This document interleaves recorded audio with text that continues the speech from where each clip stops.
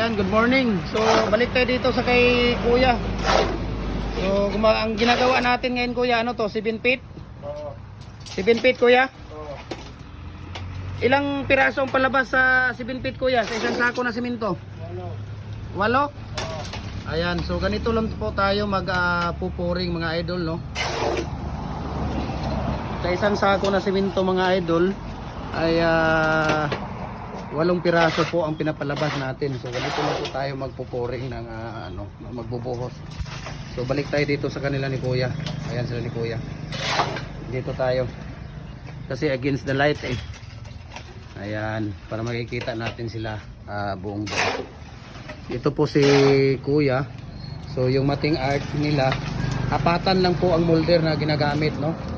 Ano ba ang mas magandang molder na gamitin, Kuya? Apatan o yung 8 dati? 8. Ha? 8. 8? Ang mas maganda? Eh bakit apatan lahat ngayon yung mga molder na nire-request ninyo? Kuya, bakit apatan lang? Ano bang magandang molder na gamitin? 8 or yung apatan? Ha? Yung molder na ano ninyo, ano bang maganda? 8 or yung apatan? 8? Pero bakit ang in-order ninyo lagi itong inaano ninyo ay apatan lang? Ayan, so ganito lang po tayo maggawa mga idol, no, ng fence concrete post na 4x4 by 7 feet. Ayan. So kung makikita ninyo, ayan, ang dami nating ginagawa kasi ang dami nating order ngayon.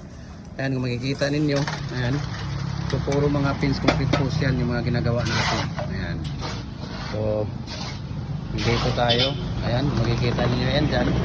Ang dami nating mga dito. Ayan. Mga nagawa na.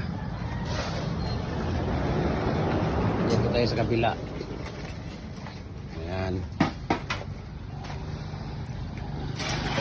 Pag 7 feet, Kuya, 8 piraso ang pinapalabas sa isang sako, Kuya. Pag sa 6 feet, ilang piraso?